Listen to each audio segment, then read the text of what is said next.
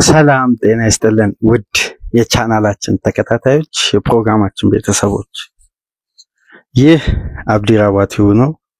ፕሮግራማችንን ላይክ በማድረግ እንድትጀምሩ አዲስ የሆናችሁ ሰብስክራይብ በማድረግ ለዚህ ቻናል ቤተሰብ እንድትሆኑ እንዲሁም ይህንን ፕሮግራም ከሀገር ውጭ የምታደምጡ የቻናላችን ተከታታዮች እንደ ሁሉ ጊዜው ድጋፋችሁን በሱፐር ታንክስ እንድታደርሱን የአክብሮት ግብዣችን ነው። የፔፕ ጋርዲዮላ ማንቸስተር ሲቲ እንደ ቆሰለ እንስሳ እንደ ቆሰለ ቡድን በቀጣይ የውድድር ዓመት ከፊት ለፊቱ ያገኘው ዋንጫም የትኛውንም ውድድር ጠራርጎ ለማንሳት እንግዲህ እንደ ቆሰለ አውሬ በልዩነት ለማምጣት ቅድመ ዝግጅቱን ለማጠናቀቅ እንግዲህ የመጀመሪያ ስቴጁን ጃንዋሪ ላይ ኡመር መርሙሽን፣ አሌክሳንደር ኩሳኖቭን፣ አብዱልከሪም ኩሳኖቭን ይቅርታ እንዲሁም ወጣቱን ሪዮስን አምጥቶ ነበር። አሁን ጠንካራ ተጫዋቾችን የቡድን ተጫዋቾች በኳሊቲያቸው አገልግሎታቸው ሰፊ ነገር ግን የሚወጣባቸው ዋጋ ደግሞ የኳሊቲያቸው ያክል ሳይሆን በኮንትራታቸው ልክ የሚከፈል ጠንካራ የቡድን ስትራክቸር ለመገንባት ፔፕ መካከለኛ ቡድን ነገር ግን አስፈሪው ማንቸስተር ሲቲ ለመመለስ የሚደረገው ቅድመ ዝግጅት ተጠናክሮ ቀጥሏል። ኡመር መርሙሽን እዚህ ስብስብ ላይ ጨምሮ ኬቪን ዲብሮይንን ከእድሜና ከብቃት ከአገልግሎት አንፃር ትኩረት በመስጠት የመርሙሽን ተተኪ ፍሎሪያን ዊዘን አድርጎ አሰበ። ነገር ግን ለአንድ ተጫዋች ከፍተኛ የሆነ ኢንቨስትመንት ስለተጠየቀበት ፔፕ ይሄን ገንዘብ ለሶስት ተጫዋች መከፋፈል አንዱ ስልታዊ መንገድ አድርጎ ወሰደ። አሁን የፍሎሪያን ዊዝ ፓኬጅ ሊቨርፑልን እስከ 150 ሚሊዮን ዩሮ እስከ 126 ሚሊዮን ፓውንድ ገደማ ያስወጣል። ያው እንደ ኮንትራቱ ልክ የሚከፈል ቢሆንም የክፍያው አይነት የክፍያው ስርዓት ሁለቱ ክለቦች ይስማሙበት እንጂ የዝውውር ታጉ የሚለጠፈው 126 ሚሊዮን ፓውንድ ነው። በአጠቃላይ ከተጫዋቹ ደሞዝ ጋር ከሚያገኘው ቦነስ ጋር ሁሉም ነገር ደግሞ ከተካተተበት እስከ 162 ሚሊዮን ፓውንድ አካባቢ ይሄዳል። ይሄ ተጫዋቹ ከሚያገኘው ጋር ተያይዞ ማለት ነው። ስለዚህ ይሄን ክፍያ የፔፕ ቡድን መከፋፈል ነው በዲፓርትመንት ባላቸው ቴክኒክ የቡድኑን አቅም ለማሳደግ። ይሄ ስትራቴጂ ምናልባት ይሄ ስልት በአንድ ወቅት ሊቨርፑል ቤት ከዚህ ቀደም ደግሞ ማንቸስተር ሲቲ ቤት የታየ ነበር። ለምሳሌ በርናንዶ ሲልቫን የዳቪድ ሲልቫ ተተኪ አርጎ ማምጣት፣ ክሊቺን የረጅም ጊዜ ክሊቺን ተተኪ ቤንጃሚን መንዲን፣ ካይ ዎከርን የባካሪ ሳኛን የዛባሌታን ተተኪ አድርጎ ያመጣበት ትራንዚሽኑ ምን ያክል ጤናማ እንደነበር የያያ ቱሬን ተተኪ ፈርናንዲኒዮን ያደረገበት መንገድ ፔፕ በዝግታ ውስጥ ያን ቡድን ቀይሮ ለአራት ዓመት ተከታታይ ሊጉን ዶሚኔት አደረገ። ለውጥ ሁሌ ማንቸስተር ሲቲ ቤት ሲጀመር ለውጡ የሚደረግበት መንገድ ነው በአብዛኛው ትኩረት ሊስብ የሚገባው ወይም ለቀጣይ የውድድር ዓመት የፔፕን ቡድን ኤክስፔክት ያደረግን በገዛው ተጫዋች ጥራት ልክ ከማሰብ ይልቅ ጥገናዊ ለውጡን ፔፕ እስካሁን ያደረገበት ሶስቱ ስቴጆችን ብትመለከቱ በጣም አስፈሪ ጥገናዊ ለውጥ ነው የሚያደርገው። ለምሳሌ የናይመሪክ ላፖርትን መልቀቅ ከተረጋገጠ በኋላ በቦታው ላይ ያሳደገው ኳሊቲ እና አካንጂን አኬን የረጅም ጊዜ የአይመሪክ ላፖርት ተተኪ ማድረግ ቦታው ላይ የፈጠረው ሺፍት አሁን ደግሞ ከተከላካይ ስፍራ አንዱ በቀጣይ የውድድር ዓመት እንደሚለቅ ግልጽ ስለሆነ በተለይ ሴንተር ባክ አብዱልከሪም ኩሳኖቭን ሪዮስን አምጥቷል። እነዚህን ተጫዋቾች እንዴት ፔፕ ሊያሳድግ እንደሚችል በብዙ ተጫዋቾች ለውጥ ውስጥ አይተናል። አሁን የኤደርሰን የለውጥ ጊዜ ደርሷል።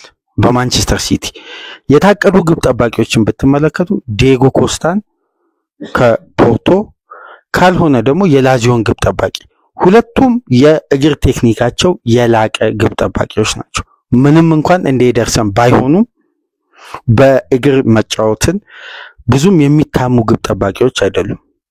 ለውጡ እንግዲህ በሁለት ፉልባክ በኩልም ያካተተ ነው። ሪኮ ሉዊስ የረጅም ጊዜ የሲቲ እቅድ ነው። ነገር ግን ካምቢያሶ ሌላኛው ተመራጭ የማንቸስተር ሲቲ የፉልባክ አማራጭ ነው። ይሄ ተጫዋች እንደምታውቁት በዩቬ ነው የሚገኘው። በሁለቱም ክንፍ ይጫወታል። ልክ የካንሴሎ አይነት አማራጭ ያለው በግራም በቀኙም እግር መጫወት ይችላል። ይሄ ተጫዋች በዚህ የዝውውር መስኮት ኢትሃድ ሊደርስ የሚችል ሌላኛው ተጫዋች ነው። እንደምታስታውሱ ድርድሮች የጀመሩት ጃንዋሪ ላይ ነው። ዩቬ 67 ሚሊዮን ዩሮ ወደ 58 ሚሊዮን ፓውንድ ጠየቀ። ሲቲ ተጫዋች ላይ እንደምታውቁት በብቃቱ ልክ የዝውውር ስኬል አውጥቶ ያን ገንዘብ ነው ሲቲዎች የሚያቀርቡት እንጂ ያ ክለብ ለማልቀቂያነት ባስቀመጠው ዋጋ ላይ ሲቲ በብዛት አይደራደርም። ይሄ ነው በቃ የቡድኑ አሁን የአሰራር መንገድ በጣም ጥራት ያለው ቡድን እንዲገነቡ ምክንያት ከሆኑ ጉዳዮች መካከል የሚፈልጉትን ተጫዋች ለማምጣት ያ ክለብ ባስቀመጠው ሪሊስ ክሎዝ ወይም ለመደራደሪያነት በጠራው የመጀመሪያ ኢኒሻል የተጫዋቹ የመልቀቂያ ሂሳብ ሳይሆን ሲቲ የተጫዋቹን ብቃት በመለካት ለተጫዋቹ ይሄ ገንዘብ በቂ ነው በማለት በሚያወጣው ስትራቴጂ ነው ተጫዋቾች የሚያዘዋውሩና እንደምታስታውሱት ሃላንድን በ68 ሚሊዮን ፓውንድ ሲቲ ያስፈረው፣ ግን 100 ሚሊዮን ፓውንድ ቀርቦላቸው ዶርትመንዶች አልተቀበሉም ነበር። በአንድ አመት ልዩነት ነው 68 ሚሊዮን ፓውንድ ሲቲ ሃላንድን ያመጣውና እንዲህ አይነት ጠንካራ የዝውውር ሂደት አለ። ካምቢያሶ የተከላካዩ ስፍራ ተቀዳሚ ምርጫ ሆኗል በፉልባክ በኩል። በቀጣይ ቀናት እንግዲህ የምናየው ነው የሚሆነው የዚህን ተጫዋች የዝውውር ሂደት። አሁን ትልቁ ጉዳይ እንግዲህ በአማካይ ስፍራ ያለው ነው። የኬቪን ዲብሮይን ተተኪ የቴክኒክ አቅም ማሳደግ፣ በፎደን ብቃት መውረድ ውስጥ ሲቲ አብሮ በጋራ የሚወርደውን የክሬቲቪቲ አቅምን ለመጠበቅ ወይም ባደገበት ያ የክሬቲቪቲ አቅም እኩል በተመሳሳይ ስታንዳርድ እንዲቀጥል በሌሎች ቦታዎች ላይ የክሬቲቭ አቅምን ማሳደግ በአማራጭነት ለምሳሌ ሲቲ በግራ ዊንግ በቀኝ ዊንግ ያጥቂ የፊት ለፊት የክንፍ ተጫዋች ክፍል ሳቪኒዮ ነው አሁን ተፈጥሯዊ የክንፍ ተጫዋች በሲቲ ቤት ያለው። ነገር ግን የሳቪኒዮ ተፈጥሯዊ የክንፍ ተጫዋች ነው። ነገር ግን በቦታው ላይ ከዚህ ቀደም ያሉ የክንፍ ተጫዋቾች በሲቲ ቤት የክሬቲቪቲ አቅማቸው በሌላ ክለብም በሲቲ ቤትም በጣም ያደገና የላቀ ደረጃ ነበር። ለምሳሌ ሪያድ ማሬዝ፣ ራሂም ስተርሊንግን፣ ሊሮይ ሳኔን ብትመለከቱ ኳሊቲያቸው የክሬቲቪቲ አቅማቸው በጣም የላቀ ነው። ግብም ያስቆጠራሉ፣ ግብ የሆነ ኳስም አመቻችተው ያቀብላሉ። ሳቪኒዮ ገና እድገቱ የሚጠበቅ ካለፈው የውድድር ዓመት ዘንድሮ ለሚመጣው የውድድር ዓመት ብዙ መሻሻሎች አሳይቶ የሚመጣ ተጫዋች ነው። አልፎ አልፎ ፎደንም ወደዚህ በማውጣት በርናንዶ ሲልቫን በማውጣት ነበር ቦታውን ከቨር ለማድረግ ፔፕ ሲጥር ነበር። ከሲቲ የዘንድሮ የውድድር ዓመት መዳከም አንዱ የሜዳ ክፍል ይሄ ተደርጎ ተወስዶ ነበር። ስለዚህ ይሄን ቦታ በክሬቲቪቲም በኳሊቲም እንዲሁም ቦታው ላይ ተፎካክሮ በቋሚነት ሲቲ ቤት ለረጅም ጊዜ ሊያገለግል የሚችለውን ሮያን ቸርኪን ተቀዳሚ ምርጫ አድርገው ከትናንት ምሽት ጀምሮ ከሊዮን ጋር አድቫንስድ ስቴጅ ላይ ደርሰዋል ድርድሩ። ሮያን ቸርኪ የሲቲ ንብረት የሚሆኑ ጉዳይ የቀናት ወይም የጊዜ ጉዳይ ነው እንጂ የማይቀር ይመስላል። ሊዮን ያስቀመጠውን 22.5 ሚሊዮን ፓውንድ ከተጨማሪ ክፍያ ጋር ከተለያዩ ጥቅማ ጥቅሞች ጋር በማድረግ ሲቲ በከፍተኛ ሁኔታ ድርድሩን እያፈጠነ ነው የሚገኘውና ዛሬ የሥራ ቀን ነው። ከሰኞ ጀምሮ የሲቲ ሌላኛው ፈራሚ ሊሆን ይችላል። የተጫዋች በዋሰማያዊቹ ቤት የማየታችን እድል 100% አሁን ላይ እየሰፋውናል። ከሊዮን ጋር የሚደረገው ድርድር ከተጠበቀው ጊዜ በላይ በጣም እየፈጠነ ነው የሚገኘው። ይሄ ባለፉት ቀናት እንዳደመጣችሁት በደንብ በሚዲያ በኩል ሲስተጋባ ነበር። አሁን እንግዲህ ይሄ ተቀዳሚ ምርጫ የሆነው ሪያ ቸርኪ በቦታው ላይ ሌላ ጥራት የሚያሳድግ የሊዮን ተጫዋች ነው። እንደምታስታውሱት ይሄ ተጫዋች በዩኤፋ ኤሮፓ ሊግ የውድድሩ ኮከብ ተጫዋች ተብሎ መመረጡ ይታወሳል።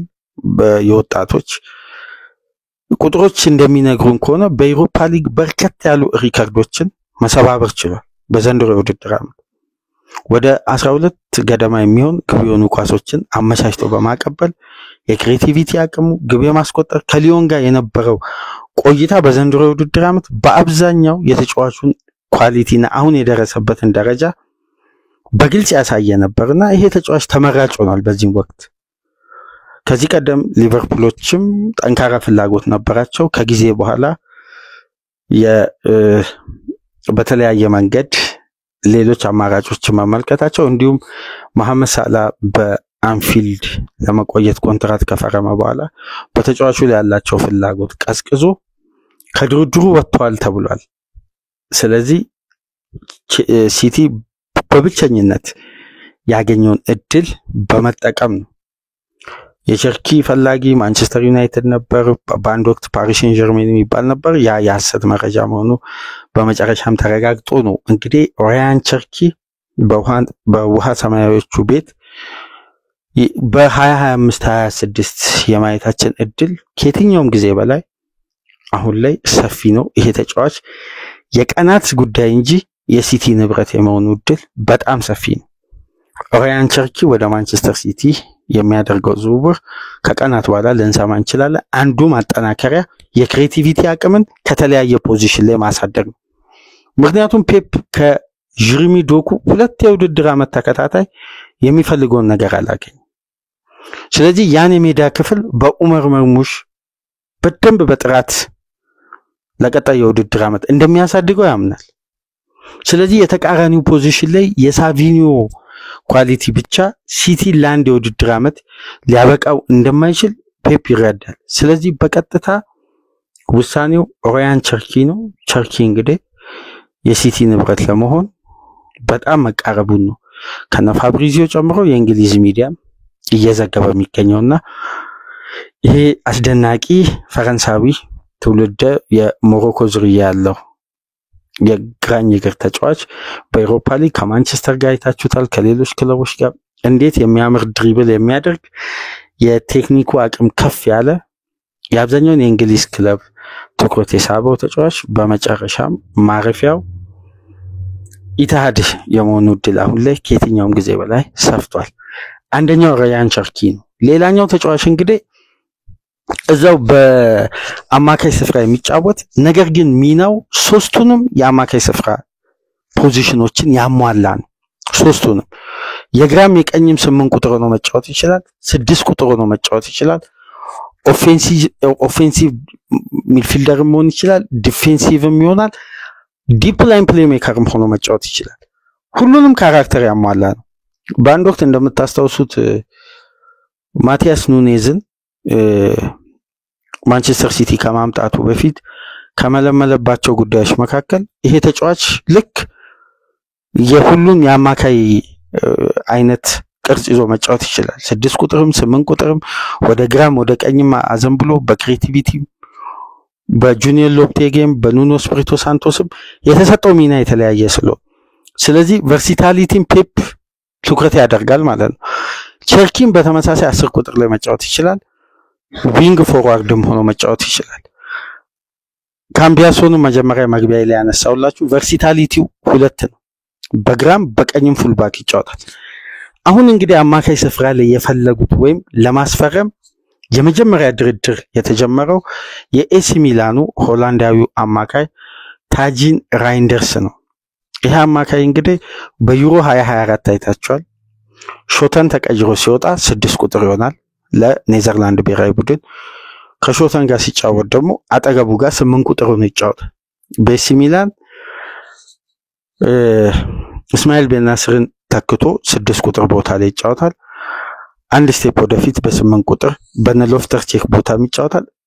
ሚናው አማካይ ስፍራ ላይ ሁለገብ ነው። ልክ በአንድ ወቅት ሊቨርፑል ቤት ዋይናልደም ያለው አይነት ሚና 8 ቁጥርም 6 ቁጥርንም ማሟላት የሚችል። ስለዚህ የራይንደርስ ወደ ማንቸስተር ሲቲ የማምጣትም ጉዳይ ልክ እንደ ቸርኪ የጊዜ ጉዳይ ነው እንጂ የማይቀር ነው። ይሄ የኤሲ ሚላን ተጫዋች ሆላንዳዊ አማራጩ ሰፊ መሆኑ የቴክኒክ አቅሙ ደግሞ የላቀ መሆኑን ተከትሎ ሲቲ እንዴት በአንዴ የአማካዩ ስፍራ እድገት እንዴት በአንዴ እንደተቀየረ ተመልከቱ። ሮድሪ በተጎዳበት ወቅት ኒኮ ጎንዛሌዝን የረጅም ጊዜ የሮድሪ ተተኪ ለማድረግ ኒኮ ጎንዛሌዝን ያን የመሰለ ቴክኒሻል ተጫዋች በ6 ቁጥር ቦታ አስፈረመ። አሁን ታይለር ራይንደርስን ሊያስፈርም ነው። ሮድሪ በሙሉ ጤንነት ለቀጣይ የውድድር ዓመት ዝግጁ ሆኗል። ስለዚህ 3 ስታንዳርዳቸው ከፍ ያሉ አማራጫቸው ሰፊ የሆነ አማካይ ያለው ፔፕ እዚህ ላይ ለቀጣይ የውድድር ዓመት የፎደንን ብቃት ለመመለስና ከገባበት ጫና ነቅሎ ለማውጣት ይሄ በተለይ የእንግሊዝ ብሔራዊ ቡድን አሰልጣኝ ቱሄልም የተወሰነ ጫና ሊፈጥር ሞክሯል። ፎደን ብቃቱን ካላስተካከለ የተለያዩ ጉዳዮች በተለይ ደግሞ በማንቸስተር ደርቢ የማንቸስተር ዩናይትድ ደጋፊዎች በሜዳ ውስጥ ያሰሙት መዝሙርና ፔፕ ከጨዋታው በኋላ ፍጹም ነውር የሆነ ይሄ የብሽሽቅ ቃል ነው። እንዲህ አይነት ጉዳይ ከክለቡ ስታንዳርድ አንፃር የማይጠበቅ ነው ብሎ የማንቸስተር ዩናይትድን ደጋፊዎችን እስከመተቸት ያደረሰውን ለፎደን የማይመጥነውን አይነት የሆነ ስድብ ያዘለ መዝሙር ሲዘምሩ ነበር ማንቸስተር ዩናይትድ ደጋፊ እና ተጫዋቹ በአእምሯዊ ዝግጁነት በኩል ከዛን ጨዋታ ጀምሮ ጥሩ እንዳልነበር ፔፕ ይገልጻልና ለቀጣይ የውድድር ዓመት በስነቦናም በሜዳ ውስጥ እንቅስቃሴም የዘንድሮ አይነት የፎደንን መውረድ በማናስተውልበት ወይም የ2023 2024 ፎደንን ለማምጣት ከወዲሁ ቅድመ ዝግጅት ፎደን በግሉ እንዲያደርግ ፔፕ ትዕዛዝ ሰጥቷል። ቀጣይ ዓመት ይሄ አማካይ ስፍራ የሲቲ ጥራቱ ምን ያክል ከፍ እንዳለ እዚህ ላይ ደግሞ የተጫዋቾች ጥንካሬና ራሳቸውን መልሶ የማግኘት ለማጎልበት የሚደረገው ጥረት ከየትኛውም ጊዜ በላይ ተጠናክሮ ቀጥሏል። ሶስተኛው የአማካይ ስፍራ ተጫዋች ወይም የክሬቲቪቲ አቅምን ያሳድጋል ብሎ ፔፕ ያመነበት ወይም በቀጥታ የኬዲቢ ተተኪ ይሆናል ያለው ሞርጋን ጊብስ ዋይት ነው የኖቲንጋም ፎረስት። ይሄም የጊዜና የቀናት ጉዳይ ነው። የሰማያዊዎቹ ማሊያ መልበሱ የማይቀር ነው። ራያን ቸርኪ፣ ራይንደርስ፣ ሞርጋን ጊብስ ዋይት 60 ሚሊዮን ፓውንድ ነው ለሞርጋን ጊብስ ዋይት የተጠየቁት ሲቲዎች። ራይንደርስ በ55 ሚሊዮን ፓውንድ፣ ራያን ቸርኪ እንደምታውቁት 22.5 ሚሊዮን ፓውንድ። ምክንያቱም 1 አመት ኮንትራት ብቻ ነው የሚቀር ተጫዋቹና እነዚህን 3 ተጫዋቾችን ዋጋቸውን ብትመለከቱ በቀጥታ የፍሎሪያን ዊዘን ዋጋን የሚያወጡት። ስለዚህ ሲቲ የሊቨርፑልን ስትራቴጂ ነው የተጠቀመው። አምና እንደምታስታውሱት ለጁዲ ቤሊንጋም ሊቨርፑል 118 ሚሊዮን ፓውንድ ለመክፈል ተዘጋጅቶ ነበር ወደ ሪያል ማድሪድ ከመዘዋወሩ በፊት። ያ ማለት 23 24 የውድድር ዓመት ማለት ነው። ነገር ግን የርገን ክሎፕ እና ጆርጊ ሽማድክል ባደረጉት የመጨረሻ ምክክር ለአንድ ተጫዋች ይሄን ያክል ሚሊዮን ፓውንዶችን ኢንቨስት አድርጎ አንድ ፖዚሽን በጥራት ሊጠገን ይችላል፣ ቀሪ ፖዚሽኖች እንዴት ሊጠገኑ ይችላሉ የሚለው ጉዳይ በጋራ ሆኖ ረጅም ሰዓት በመምከር ይሄን ሐሳብ በመቀየር ይሄን ሚሊዮን ፓውንድ ወደ ተለያዩ ፖዚሽኖችን በመበተን በ4 ተጫዋቾች ጥራት ባላቸው ተጫዋቾች ቦታውን ጥገናዊ ለውጥ በማድረግ አማካዩ ስፍራ በሊቨርፑል ቤት ለረጅም ጊዜ አገልግሎት የሚሰጥ በእድሜ በብቃት በጤንነት በሚያደርጉት እንቅስቃሴ ጥራት ያላቸውን ተጫዋቾች ማምጣት ነበር። ሰቦዝላይ፣ ማካሊስተር፣ ኤንዶና ግራቨንበርግ አራቱ ባለፉት 2 የሊቨርፑል የውድድር ዓመት ውስጥ የፈጠሩትን ተጽዕኖ ለተመለከተና አንድ ጁዲ ቤሊንጋም ቢመጣ ሄንደርሰን፣ ፋቢኒዮ በሊቨርፑል ቤት ቢቀጥሉ ለዛሬው ስኬት ሊቨርፑል ይበቃል ወይ? ከባድ ጥያቄ ነው ከእድሜና ከብቃት አንፃር። ስለዚህ እንዲህ አይነት ስትራቴጂ ሲቲዎችም በመጠቀም በእነዚህ 3 አማካዮች ላይ የፍሎሪያን ዊዘን ዋጋ ኢንቨስት ለማድረግ በንቃት እየሰሩ ነው። ቀዳሚ ሆኖ ወደ ቡድኑ ሊመጣ የሚችለው ራያን ቸርኪ ነው። ራይንደርስ ይከተላል፣ ጊብስ ዋይት ይቀጥላል። ይሄ የሲቲ አዲሱ ስትራቴጂ ነው። ሌሎች ዲፓርትመንቶችን ከዛም በኋላ እንደሚለቁ ተጫዋቾች ታይቶ የሚጠናከር ይሆናል። ከወዲሁ የታወቀው የመልቀቁ ጉዳይ የለየው ተጫዋች ጃክ ግሪሊሽ ነው። እንደምታውቁት በመጨረሻው ጨዋታ ሲቲ ፉልሃምን ሲያሸንፍ ከሙሉ ስብስቡ ውጪ አድርጎታል። የእንግሊዝ ጋዜጦች ፔፕን ሲጠይቁት ፔፕ ለማመለስም ደስተኛ አልነበረምና ተጫዋቹ ከኛ ጋር ይቀጥል አይቀጥል እኔ በተጫዋቹ ደስተኛ አይደለሁም ብዬ በቀጥታ የተናገርኩት ነገር የለም። ስለዚህ ከቀናት በኋላ የምናየው ጉዳይ ነው። ግን እኔ የትኛውም ተጫዋች ጋር ችግር የለብኝም የሚል አስተያየት ሰጥቷልና ያው አስተያየቱም ንግግሩም እንደሚገልጸው ከሆነ ምንም እዚህ ጋር የሚሸፋፈን ነገር የለም። በቀጣዩ ውድድር ዓመት አንደኛው የሚለቀው ተጫዋች ጃክ ግሪሊሽ እንደሆነ ግልጽ ነው። ስለዚህ ሌሎች ተጫዋቾችም አሉ። ይሄ ጉዳይ ይጠበቃል። ትልቁ መነጋገሪያ አርዕስት እንግዲህ ፔፕ የተደነቀበት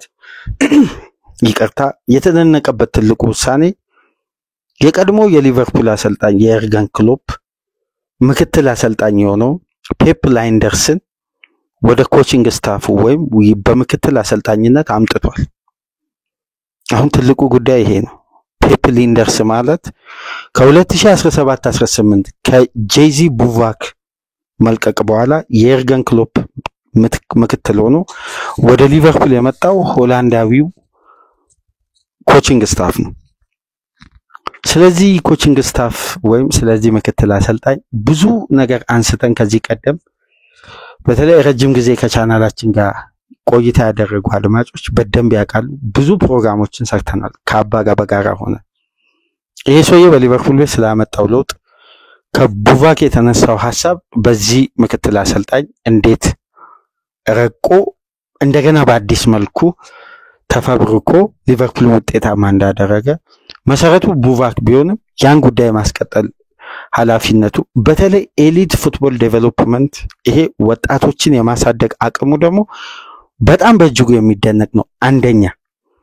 ሁለተኛ ግን በሊቨርፑል ቤት ከቀየራቸው የፔፕ ላይንደርስ ትልቁ ጉዳይ የተከላካይ ክፍል አሰሪ ነው። ከግብ ጠባቂ መልመላ ጀምሮ እስከ ተከላካይ አሰሪ ድረስ ትልቁን ኃላፊነት የሚወስደው ፔፕ ሊንደርስ ነው። ከፔፕ ሊንደርስ ማምጣት በኋላ ሊቨርፑል ቤት በአማካይ የሚቆጠረው የግብ ስታቲክስ ሲታይ በጣም በሚያስገርም ሁኔታ ግራፍ ወርዷል። ሊቨርፑል አነስተኛ ግብ የሚያስቆጥር በሁለት ዓመት ውስጥ ለምሳሌ 5 ጨዋታ ብቻ የተሸነፈ ቡድን ነበር። በአራት ዓመት ውስጥ 8 ጊዜ የተሸነፈ ቡድን ነበር በፕሪሚየር ሊጉ። የእንደነዚህ አይነት ጠንካራ ሪከርዶችም የነበሩበት ወቅት ነበር። በአንፊልድ ለምሳሌ ለ69 ጨዋታ ቨርጂል ቫን ዳይክ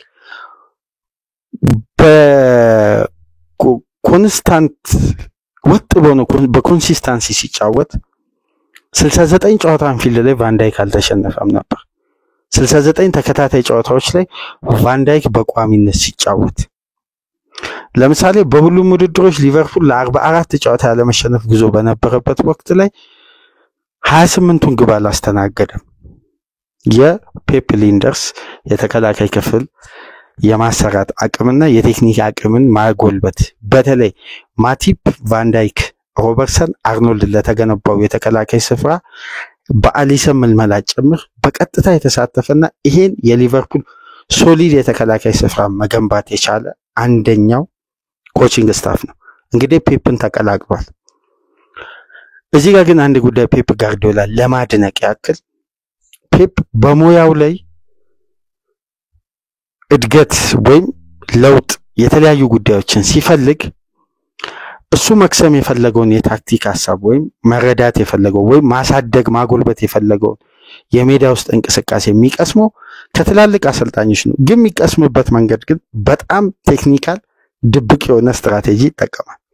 ለምሳሌ የአርሴን ቬንገርን ታክቲክ በደንብ ለመተግበር ሲፈልግ ሚካኤል አርቴታን ነው ወደ ቡድኑ ያመጣው። በተጫዋችነት ረጅም ጊዜ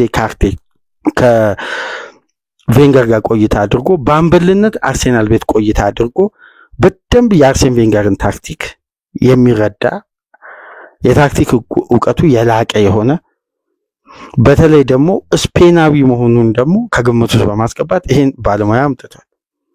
በየጊዜው ከየቲሙ የሚመለምላቸው ኮቺንግ ስታፎች በተቃራኒው የዛ ቡድንን አቅም ለመረዳት የዛ ቡድን የረጅም ጊዜ ኮንሲስታንሲን እድገትን የቡድን እንቅስቃሴ ምክንያቱም የኤርገን ክሎፕ ምክትል ፔፕ ሊንደርስ ከሆነ ፔፕ ጋርዲዮላን በእግር ኳስ ህይወቱ በማሰልጠን ቆይታው በአሰልጣኝነት ቆይታው እንደ የርገን ክሎፕ ፔፕ ጋርዲዮላን ያሸነፈ አሰልጣኝ የለም።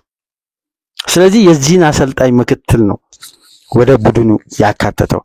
ከዚህ ቀደም በሊቨርፑል ቤት ያለ ፔፕ ሊንደርስ አንድ ትልቅ መጽሐፍ አጋርቶ ነበር፣ ኢንቴንሲቲ የሚል። የኢንቴንሲቲ አስተሳሰብ ሊቨርፑል ቤት መሰረት ነው። በቃ አሁን በሊቨርፑል ወደ አንፊልድ መግቢያ ይሄ ተጫዋቾች የሚገቡበት ኮሊደርን ብትመለከቱ our identity is intensity ይላል። በቃ የኛ አይደንቲቲ ኢንቴንሲቲ ነው። አንደኛው አርነ ስሎት ወደ ሊቨርፑል ከተመለመሉበት ምክንያት መካከል ይሄ የኢንቴንሲቲ ፉትቦል ነው። ስለዚህ የዚህ የኢንቴንሲቲ ፉትቦል ደግሞ ዋናው ባለቤት የርገን ክሎፕ ናቸው። ኢንቴንሲቲን ፉትቦል ደግሞ ካሳደጉ ምክትል አሰልጣኞች መካከል ደግሞ አንዱ ፔፕ ሊንደርስ ነው። የሊንደርስ ትልቁ አቅም በሶስት ዲፌንሲቭ ሚድፊልደር ሊቨርፑል እንዴት ማጥቃት እንደሚችል ያሳየነ። የጄዚ ቡቫክ ግን ሶስት ዲፌንሲቭ ሚድፊልደር ሳይሆን አንድ ዲፌንሲቭ ሚድፊልደር ሁለት የ10 ቁጥር ተጫዋች ነው የቡቫክ ሐሳብ። ቡቫክ ማለት የርገን ክሎፕ ብሬን የሚባለው ማለት ነው፣ የክሎፕ ምክትል። ላይንደርስ ደግሞ ከዛም በኋላ የመጣ ነው። ዋይናልደም ሄንደርሰን እና ፋቢኒዮ የተጣመሩበት ያ ኢነርጂው ሞተር ቤቱ አደገኛ የሆነ ድካም አልባ የሆነ የአማካዩ ስፍራ ጥምረት በሊንደርስ ነው ሐሳቡ የተነሳው።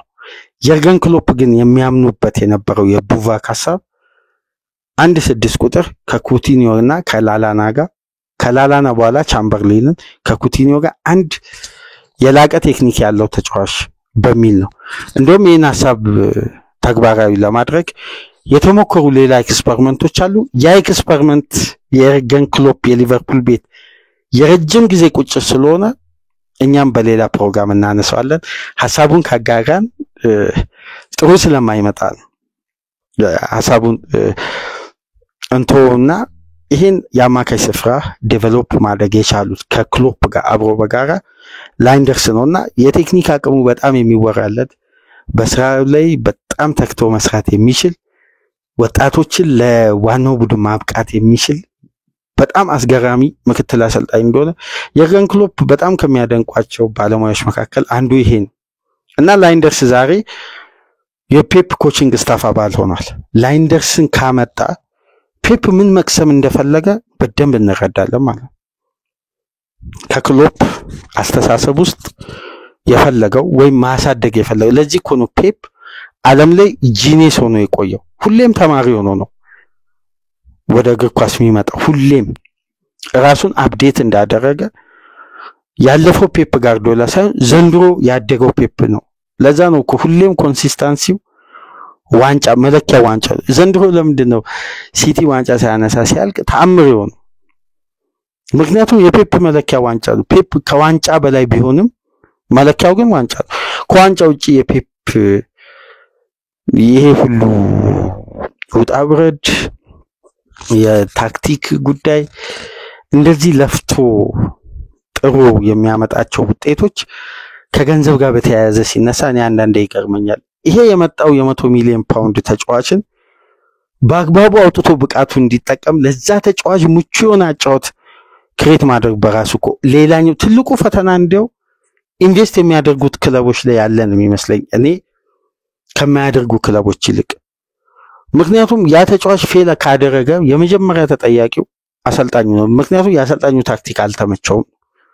ስለዚህ ይሄ ተጫዋች ያለውን አቅም አውጥቶ እንዲያሳይ የዚህ አሰልጣኝ አቅም ወሳኝነት አለው። አንዳንዴ እኮ በማንቸስተር ዩናይትድ የተጫዋቹ ጥራትና ኳሊቲ ከአሰልጣኙ ስታንዳርድ ጋር ተቀራራቢ ባለመሆኑ ነው የአብዛኛው ተጫዋች ስኬታማ በማንቸስተር ዩናይትድ ቤት የማይሆንበት በግሌ ባየሁት ምክንያት የተረዳሁት ማለት። ፔፕ ጋር ግን አንድ ተጫዋች 50 ሚሊዮን ፓውንድ ቢወጣበት ያ 50 ሚሊዮን ፓውንድ ለዛ ተጫዋች ተገቢ ነው አይደለም ሌላ ጉዳይ። ግን የዛች 50 ሚሊዮን ፓውንድ የወጣበትን ባላንስ ይሄ ተጫዋች አውጥቶ በብቃቱ ልክ ሊያሳይ የሚችለው በትግስት ቶሎ ከለመደ ደግሞ ወዲያው በቋሚነት እንደ መርሙሽ እንደ ሪያድ ማሬስ እንደ ሃላንድ አውጥቶ ማሳየት ይችላል። ግሪሊሽ ከአንድ የውድድር ዓመት በላይ የ100 ሚሊዮን ፓውንድ ማሳየት አልቻለም። ምክንያቱም ተጫዋቹ በተፈጥሮ ከዛ በላይ ማደግ ስለማይችል። ስለዚህ ይሄ ፔፕ ችግር አይደለም። ትዕግስት ፔፕ ብዙ ሊሰጠው አይችልም። በርናንዶ ሲልቫን የዳቪ ሲልቫ ተተኪ አድርጎ ቀድሞ አምጥቶ 2 የውድድር ዓመት በርናንዶ ሲልቫ ታክሷል።